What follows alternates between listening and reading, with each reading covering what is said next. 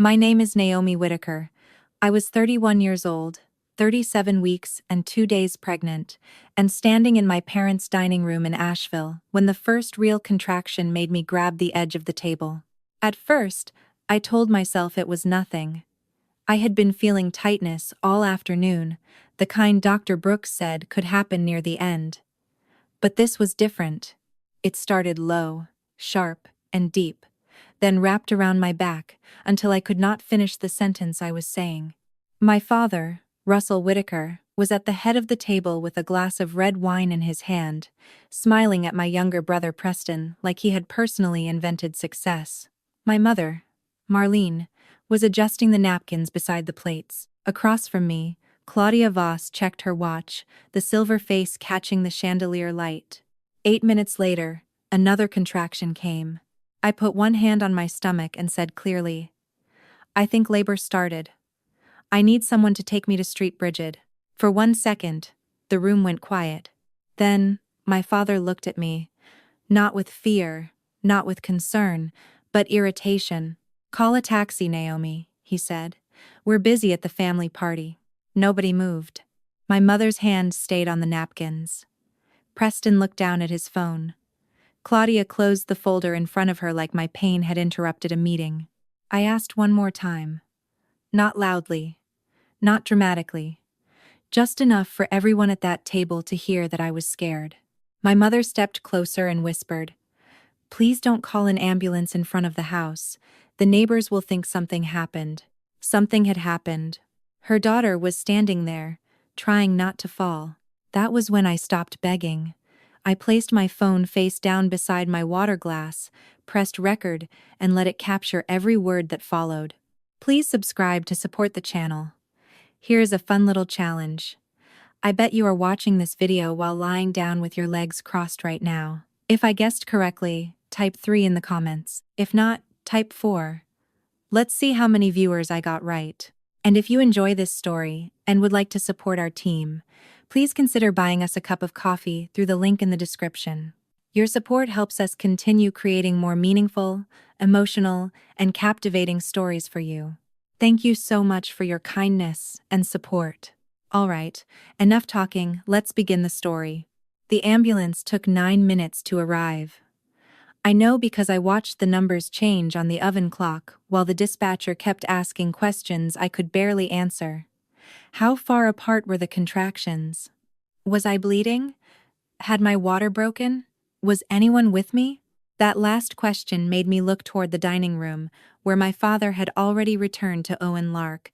The insurance investigator Preston had spent all evening trying to impress. Russell was speaking about continuity of care and family stewardship, those polished words he used whenever strangers needed to believe compassion was part of our business model. My mother stood in the hallway with me, but not close enough to touch. Another contraction tightened so hard I pressed my palm against the wall to stay upright. "Naomi," she whispered, "please don't make people remember tonight for this." I stared at her, waiting for something maternal to break through the embarrassment on her face. It never did. Behind her, Claudia Voss lowered her voice and slid one document closer to my father, as if my contractions were only a scheduling problem. I heard her say, "Russell, we still need the attestation before midnight." My father answered, "She'll sign it." The siren grew louder outside. Red and blue light moved across the framed photographs in the hallway. Preston in his college blazer. Preston under the Whitaker Senior Living banner. Preston beside my father, smiling like the future had already been handed to him. There were pictures of me too, but mostly from graduations, the kind parents hang because not hanging them would raise questions. When the paramedics came in, one of them looked at me once and reached for my arm with more urgency than anyone related to me had shown all night. "Ma'am, we're going to get you seated," she said. I nodded and apologized. I still hate that I did that. Women like me learn to apologize when our pain interrupts a room. As they guided me toward the door, the second paramedic looked past me and asked, "Is a family member riding with her?" The question stayed in the air long enough for every person in that house to become responsible for the silence. Preston's hand touched the back of his chair, like he might stand. My mother touched his sleeve. My father did not turn around. "No," I said quietly. "Apparently, they're busy." The ambulance doors closed before I started crying. Even then, it was not loud. Just one tear slipping sideways into my hair, while the paramedic wrapped a blood pressure cuff around my arm and told me to breathe. My phone buzzed in my hand. It was a text from my father. "Do not embarrass this family tonight. We will discuss your behavior tomorrow." I read it twice. Not because I did not understand it, because some small, foolish part of me was still waiting for it to become a different sentence. It did not. The ambulance pulled away from my parents' house with the siren quiet at first. That silence hurt more than the noise would have. For one strange minute, it felt like even the emergency had agreed to leave politely, without embarrassing anyone behind those expensive curtains. The last image I had of that house was not my father's face. It was Preston's chair scraping half an inch back, then stopping when my mother touched his sleeve. The paramedic beside me, whose name tag said Harris, adjusted the cuff on my arm and frowned at the numbers. "Have you had blood pressure issues during the pregnancy?" Harris asked. I told her Dr. Brooks had been watching it for 2 weeks. I did not tell her that stress had become a room I lived in. She asked if my husband knew where I was. I tried calling Everett again, but it went straight to voicemail. He was still inside the restricted equipment bay at Mission, repairing monitors no one could afford to have fail. I left a message that sounded calmer than I felt. "Everett, I'm going to street Brigid. Labor started. Please come when you get this." My voice cracked only once, on the word please. Harris pretended not to notice. She just squeezed my shoulder, not dramatically, just enough to remind me that a stranger had chosen contact where my own mother had chosen distance. Halfway to the hospital, my phone lit up again. Not Everett. Preston. For one foolish second, I thought my brother had finally stepped outside and understood what he had watched happen. His message was only 12 words. "Dad says you're being unfair to Mom. She's crying because of you." I stared at it until the screen dimmed. Another contraction rose before I could answer, harder than the last, and I gripped the rail along the stretcher while Harris told me to breathe in for 4 and out for 6. I did what she said, because she was the only person giving instructions meant to keep me safe. Then Russell's name appeared again. This time, there was no lecture about embarrassment. Just a file link and one sentence. "Sign the attestation before midnight. Silver Harbor reviews at 8. I stared at that message longer than the pain allowed. My father had watched paramedics take me from his house, had heard them ask if anyone would ride with me, and had let the doors close. Now, while I was strapped to a stretcher with my blood pressure climbing, his first clear request was not about me or the baby. It was about a document. For the first time, I wondered if the party had never really been about Preston at all. I took screenshots of both messages, then opened the recording app. The dining room file had saved. Every word, every silence, every choice. But the recording would not be the evidence that scared my father most. Before that night, I had spent almost 7 years believing my place in the Whitaker family was to keep things from falling apart quietly. I was 24 when my father first asked me to help with compliance at Whitaker Senior Living. He called it temporary. A few reports, a few forms. Someone trustworthy to make sure state inspections did not become more dramatic than necessary. That was how Russell described anything he did not want examined closely. Dramatic, emotional, complicated. Words that made the person asking questions sound like the problem. Whitaker Senior Living had started with one facility outside Asheville, Maple Row Residence, a brick building with white rocking chairs on the porch and a lobby that smelled like lemon polish and coffee. My father loved showing visitors the lobby. He loved the framed mission statement. He loved saying dignity, family, and care slowly enough for people to write them down.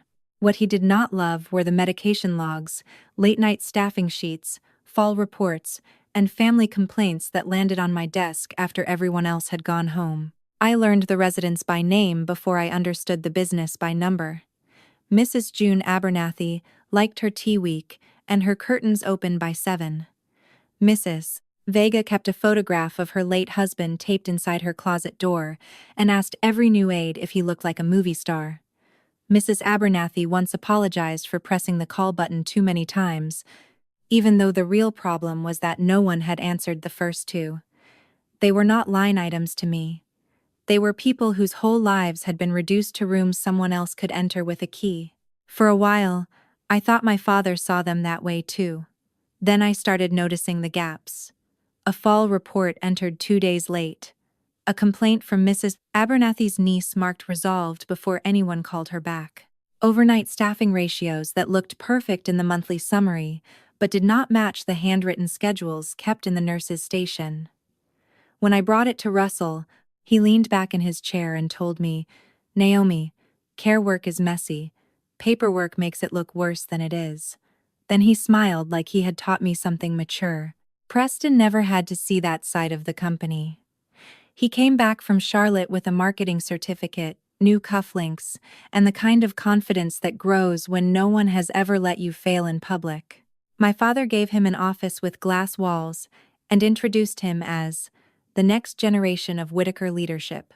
I was still in the back room correcting incident codes and calling families whose mothers had missed afternoon medication. At community events, Russell would put a hand on Preston's shoulder and say, "This boy understands our future." If he mentioned me at all, he said, "Naomi keeps us organized."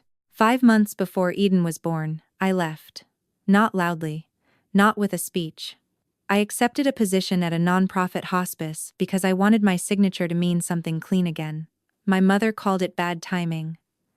My father called it disloyal.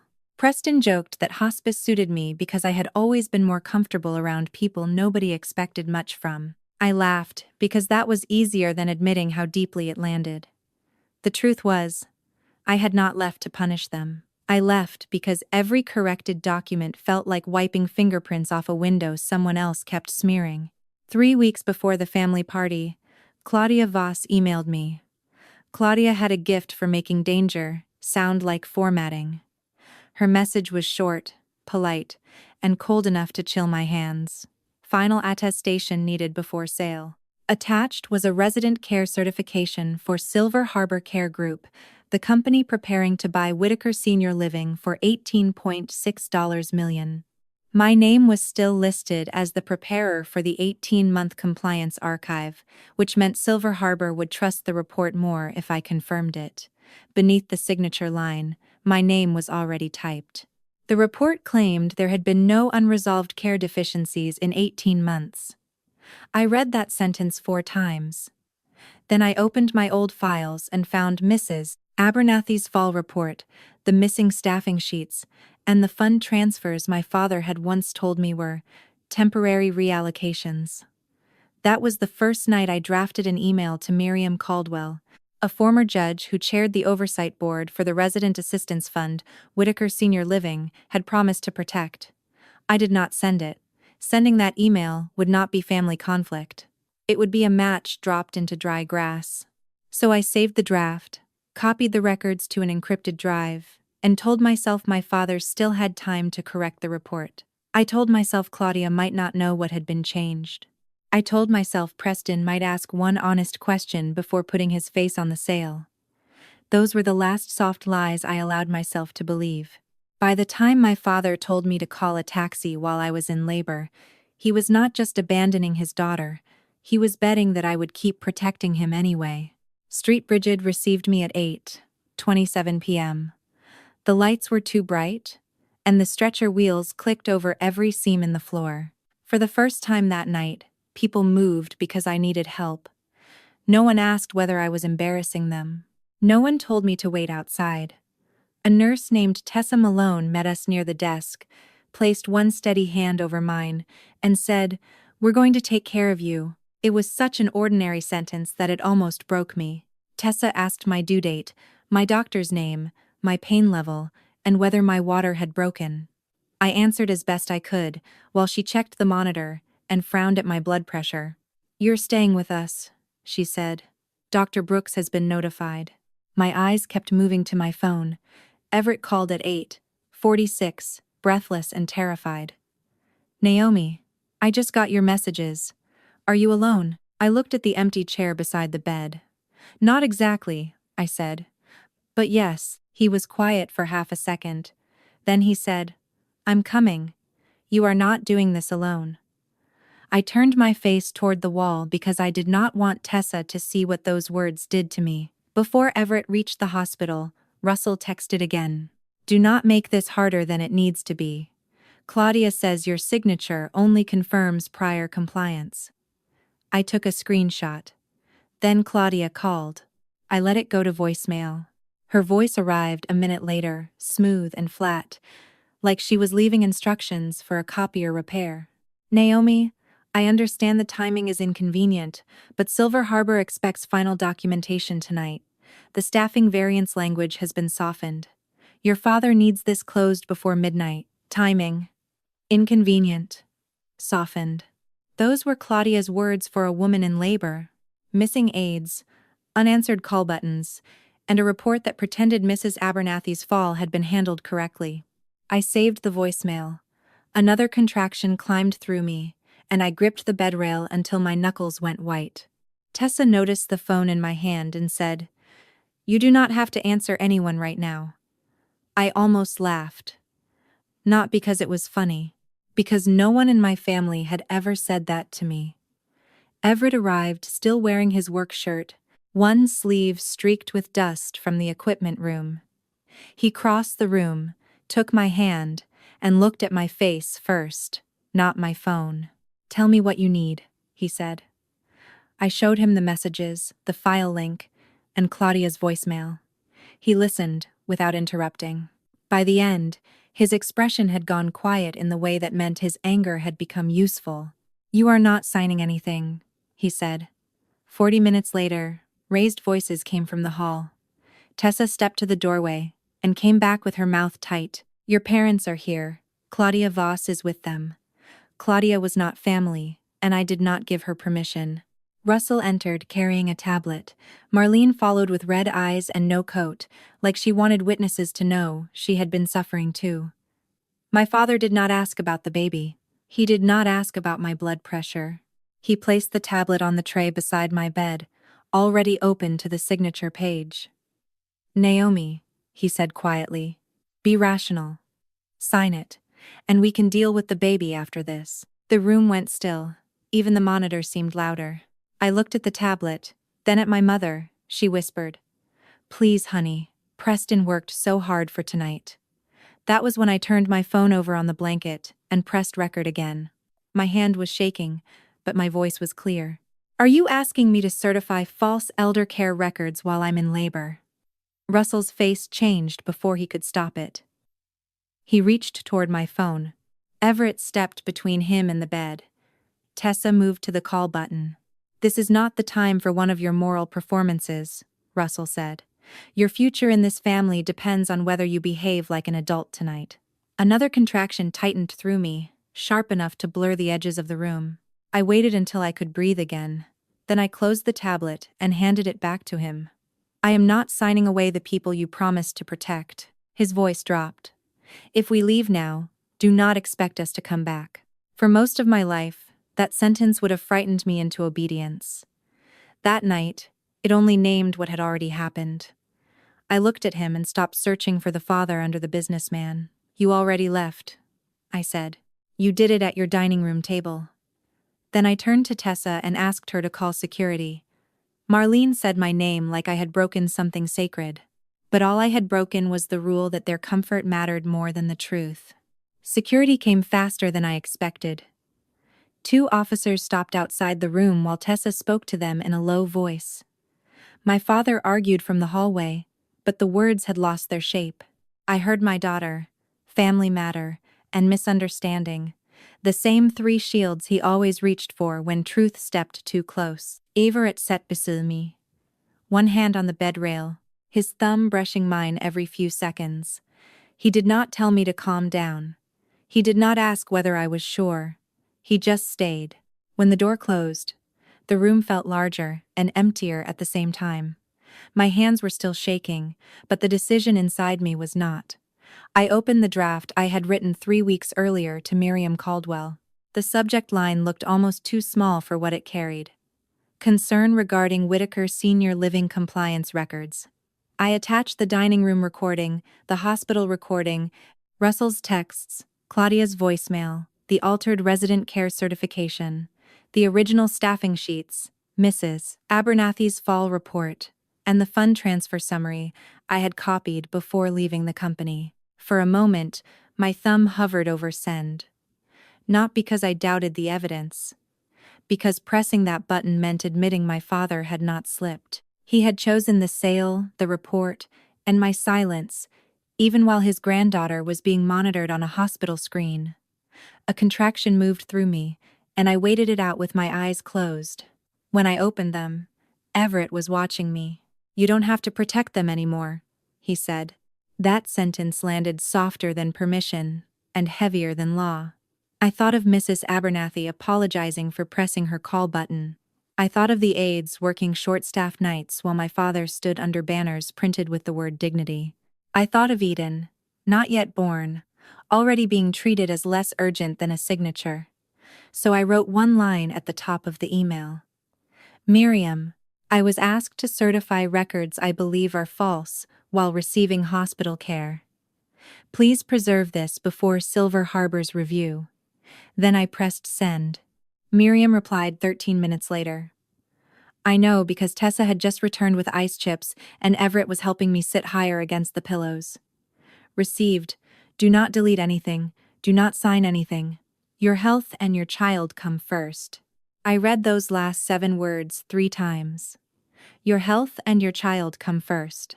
They were simple words. They should have been obvious words. But after a lifetime in my family, obvious kindness could still feel like a locked door opening. Everett exhaled slowly when I showed him the message. "It's done," he said. I shook my head. "No," I whispered. "It started." I was not celebrating. I knew what would happen when Russell realized I had stopped absorbing consequences for him. He would call me unstable. Marlene would say I was confused by pain. Preston would say I had ruined his future. Claudia would dress every lie in professional language. That was why the documents mattered more than my anger. Anger could be dismissed. Records could not. The hours after I sent the email became smaller than time. They came in pieces. Tessa's voice telling me to breathe. Everett's hand at the back of my neck. The monitor's steady rhythm beside the sharper rhythm inside my body. Every so often, my phone lit up on the tray, but I stopped reaching for it. For the first time in my life, I let someone else's panic remain unanswered. Russell could discover consequences without me softening the edges for him. Near midnight, Miriam sent one more message. Emergency review requested. Silver Harbor sale hold pending preliminary inquiry. I read it once, then turned the screen face down. I thought the words would make me feel powerful. They did not. They made me tired. Somewhere outside that hospital room, my father's $18 million sale had stopped moving. But inside the room, my daughter was still trying to arrive. And for once, I let that be the only emergency that mattered. By 3 in the morning, the pain had changed from waves into weather. It was everywhere. Dr. Brooks came in with calm eyes and explained each decision before she made it. No one pushed a paper at me. No one asked for my signature on anything except consent forms I actually understood. That difference should not have felt like mercy, but it did. Everett counted my breaths when I lost track. Tessa wiped my forehead with a cool cloth and called me honey in a way that did not ask anything from me. At 5:18, on Sunday morning, Eden Hayes came into the world with a small, furious cry. "Doctor." Brooks placed her on my chest, warm and trembling, and the room went quiet in a way I had never known before. Not empty quiet. Safe quiet. Everett bent over both of us, his forehead touching mine, and for a few seconds he could not speak. Eden's fingers opened and closed against my gown, like she was already deciding what she would hold on to. I looked at her and thought of my father's words.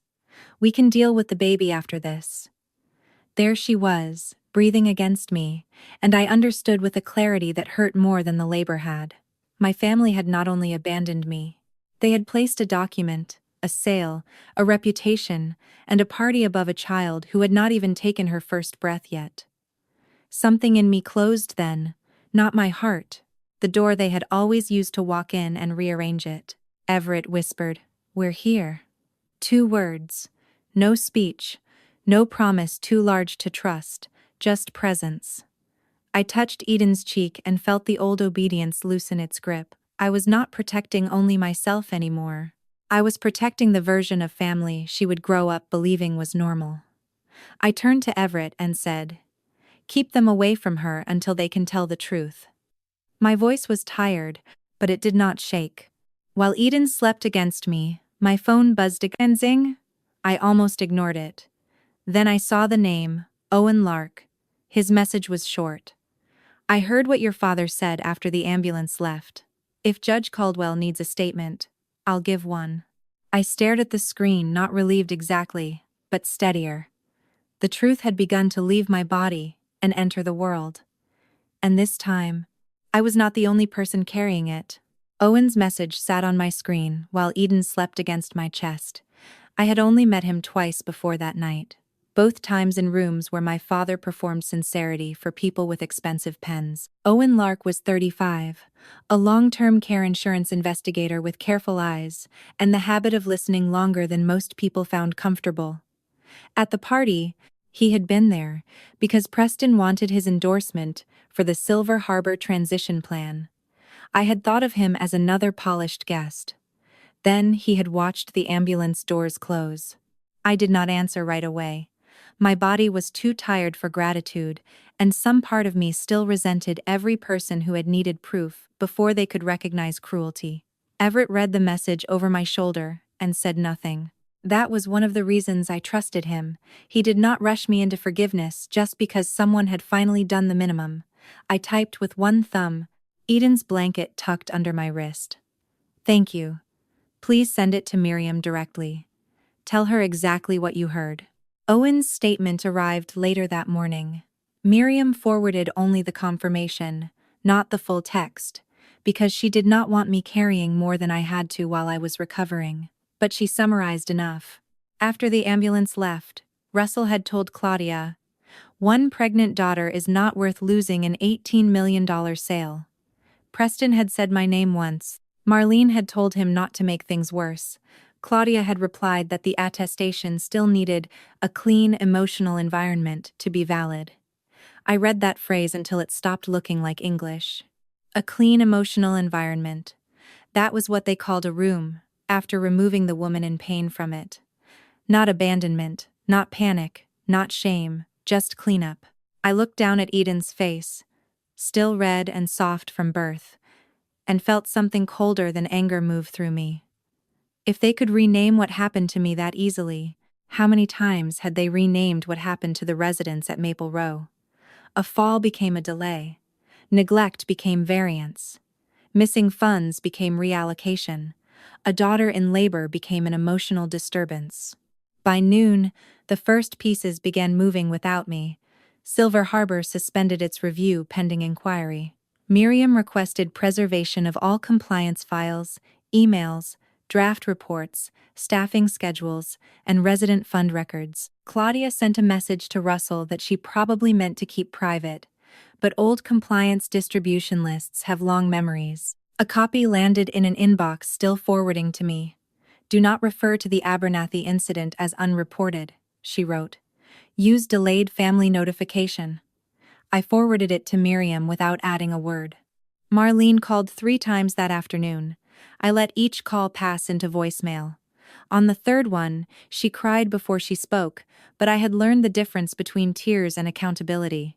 "Naomi," she said, "your father is under unbearable pressure. I know last night felt frightening to you, but please don't destroy everything over one difficult evening." One difficult evening.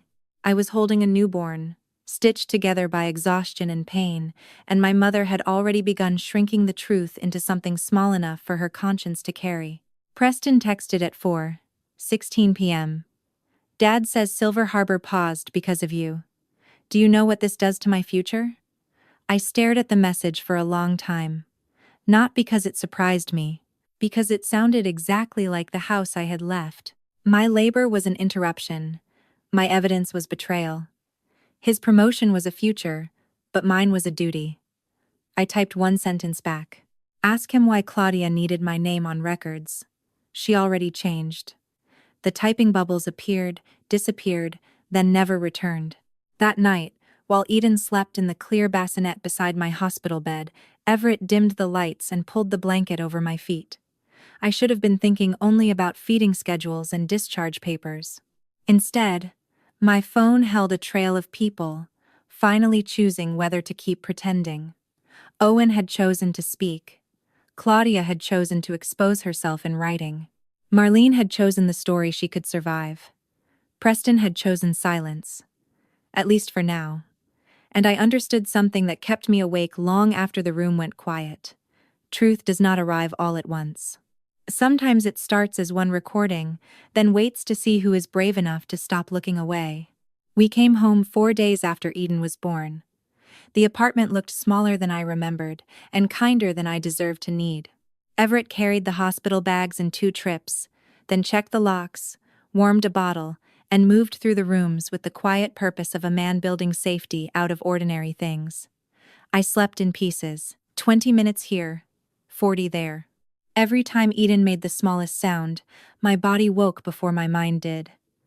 Outside our windows, Asheville kept moving. Inside, time belonged to feeding, healing, and learning the weight of my daughter in my arms. On the 9th day, Miriam Caldwell came to our apartment. She did not bring flowers or advice. She brought a leather folder, a small recorder, and the calm expression of someone who had spent years watching powerful men mistake volume for truth. Eden was asleep in the bassinet beside the couch. Miriam lowered her voice anyway. She asked precise questions. When had Claudia contacted me?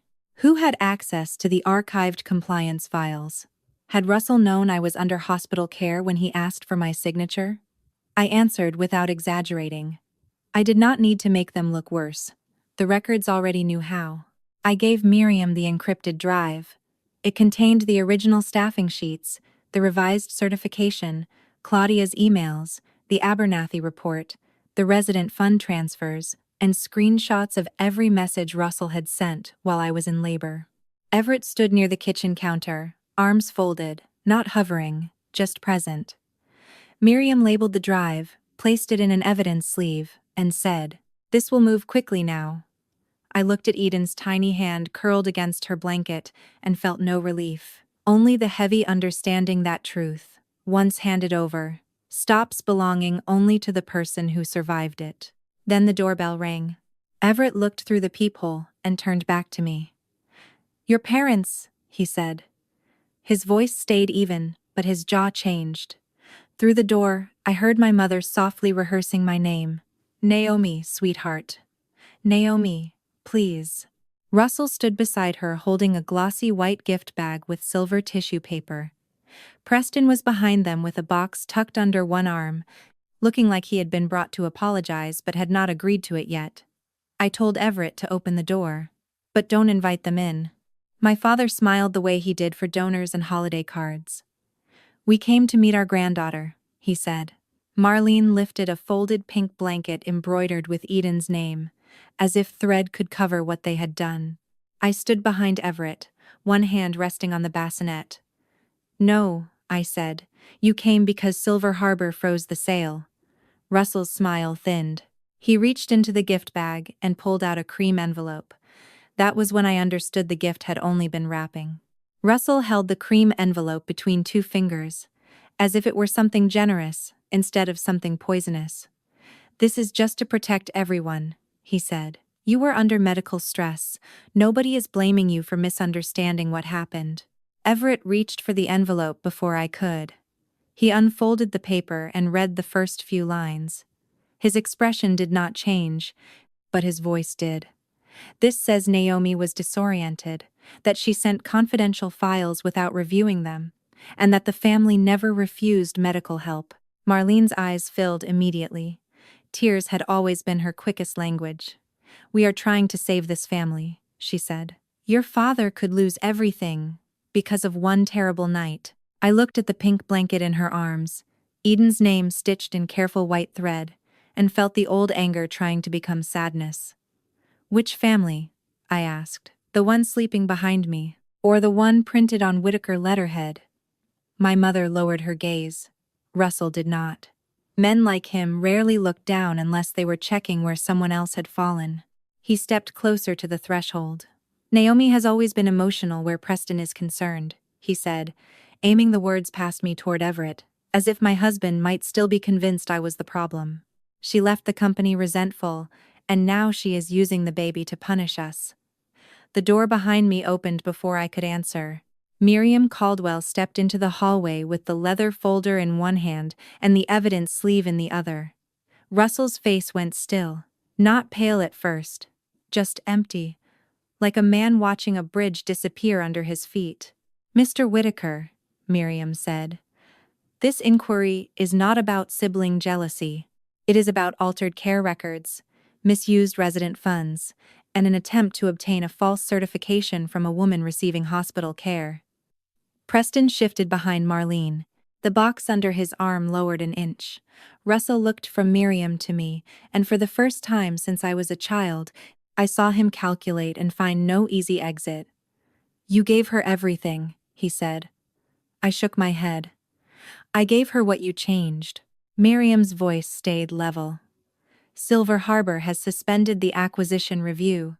The Oversight Board has requested preservation of all Whitaker Senior Living compliance files, email records, staffing schedules, and resident fund documents. Miss Voss has been instructed to preserve her communications as well. You are not to contact Naomi regarding this matter again." Russell's jaw tightened. "You can't conduct business at my daughter's home." Miriam looked at Eden's bassinet, then back at him. "The location is not the problem." For 1 second, Russell's eyes moved past me to the sleeping baby. I waited. Some ruined part of me still waited. He could have asked her name. He could have asked if she was healthy. He could have said he was sorry for leaving us alone. Instead, he looked at me and said, "Naomi, fix this." That sentence emptied the last room inside me where hope had been hiding. I rested my hand on the doorframe and said, "I already did. I stopped letting you use my name." Preston whispered, "I didn't know about the fund." I looked at him, not cruelly, but without rescuing him from the weight of that sentence. "Then start proving what you did know." Marlene clutched the blanket like a shield. Russell folded the unsigned retraction once, then again, until the paper buckled in his hand. I told them they would not meet Eden that day. Any future contact would depend on accountability, not gifts, photographs, or statements written by lawyers. Then Everett closed the door, and this time, no one inside my home apologized for making a scene. Russell did not leave quietly after that door closed. By the end of the day, he had called 2 board members, 1 attorney, and at least 6 relatives. The story changed depending on who he needed to convince. To the board, I was a former employee mishandling confidential records during a medical crisis. To the family, I was a wounded daughter punishing her parents with a newborn. To Preston, I was jealous enough to destroy the future he had finally earned. I knew those stories were coming. That was why I had stopped relying on being believed. None of the stories survived the documents. The preliminary review found that staffing schedules had been altered before the Silver Harbor submission. Mrs. Abernathy's fall report had been reclassified after her niece complained. Resident fund transfers totaling $412,000 had been moved into marketing and acquisition expenses under labels vague enough to hide behind, but not vague enough to survive an audit. Claudia's emails showed she knew exactly which words had been softened and why. Russell's messages showed he had asked for my signature after being told I was receiving hospital care. Silver Harbor canceled the $18.6 million acquisition within 2 weeks. The $3.2 million escrow hold never released. Claudia Voss lost her consulting contract and was referred to her licensing board. My father was removed from operational control of Whitaker Senior Living, pending the state inquiry. Marlene stepped down from the charity committee she had chaired for 9 years after Owen's statement reached people who had been at our house that night. She blamed me for that too, at first. It was easier than blaming the silence she had helped create. Preston called me 3 days after the sale collapsed. He began with anger, because anger was the only inheritance Russell had given him that did not require paperwork. "You knew this would ruin me," he said. Eden was asleep against Everett's chest, making tiny fists in her dream. I kept my voice low. I wanted my name removed from a lie. He said Claudia told him the changes were standard acquisition language. He said Dad told him not to ask questions if he wanted to be trusted. For the first time, he sounded younger than 28. "Tell Miriam exactly that," I said. There was a long silence. Then he asked the question people ask when they want healing before accountability. "Will you forgive me?" I looked at my daughter, at the small rise and fall of her breathing, and gave the only honest answer I had. "I don't know." Preston cooperated with the inquiry after that. He lost the title my father had wrapped around him like armor, but losing it was the first useful thing that had ever happened to him. 6 months later, Whitaker Senior Living still existed, but my father no longer stood at the front of it. An interim director took over under state supervision, the resident fund was restored, and part of the family property was sold to cover penalties and settlements. I did not go back. I returned to nonprofit hospice work, where the pay was lower and the rooms were quieter, but every form I signed belonged to a decision I could defend. After years of cleaning up other people's shadows, that felt like wealth. Marlene wrote first. For months, her letters came with soft excuses folded between the lines. Families should not be divided over one night. Your father was under pressure. Eden deserves grandparents. I returned each one unopened until the envelope came without a photograph, without a gift card, without Eden's name written like bait. Inside, my mother had written one paragraph. "I heard you ask for help.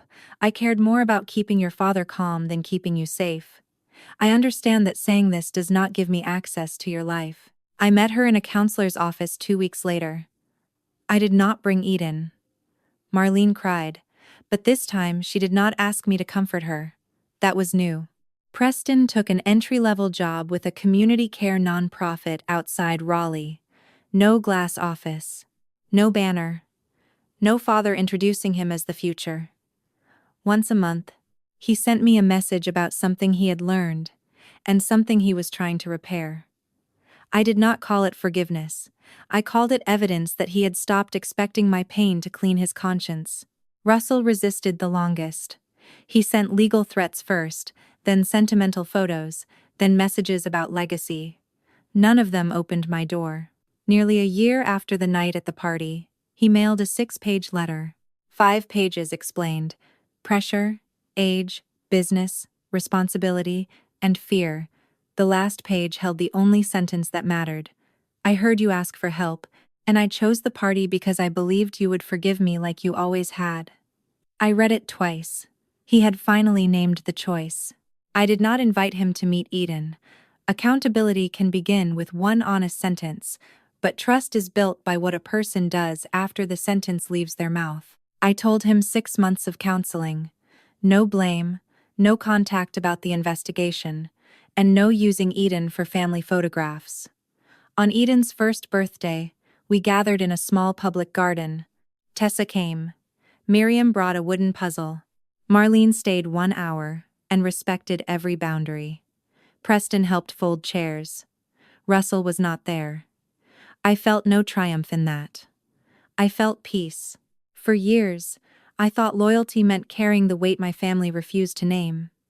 But the night my parents told me to call a taxi while I was in labor, I finally understood something. A family that only loves you when you are useful is not a family. It is a contract with no signature line for your pain. I called for help, told the truth, and stopped protecting the people who had abandoned me. So tell me, if your parents left you alone at the moment you needed them most, would an apology be enough, or would they have to prove they had changed? Sometimes life teaches us that family is not proven by last names, old photographs, or the number of holidays spent around the same table. Family is proven in the moment when someone says, "I need help," and the people around them have to choose between comfort and love. Naomi's story was not only about a father who told his daughter to call a taxi while she was in labor. It was about every quiet moment before that, every time she was asked to understand, to forgive, to stay useful, to protect the family image, while no one protected her heart. Many people live years like that. They call it loyalty. They call it being mature. They call it keeping peace. But sometimes what we call peace is only silence wrapped around pain. The hardest lesson is that love without accountability becomes another form of control. Someone can say they love you and still expect you to disappear when your truth becomes inconvenient. Someone can call you family and still only value you when you are carrying their burden, fixing their mistakes, or keeping their secrets. But healing begins the moment you stop confusing abandonment with duty. Naomi did not become strong because she stopped hurting. She became strong because she stopped handing her pain back to the people who caused it, hoping they would finally treat it gently. She chose her daughter. She chose the truth. She chose a home where love would be measured by presence, not performance. And maybe that is the lesson we all need to remember. You do not have to destroy yourself to prove you are loyal. You do not have to keep forgiving people who only apologize when consequences arrive. Real change is not a tearful letter, a gift, or a promise made at the door. Real change is consistent action after the apology. If this story touched something in you, take a moment to subscribe to the channel. Share your thoughts in the comments. Have you ever had to set a boundary with family to protect your peace? And do you believe an apology is enough? Or should changed behavior be the real proof?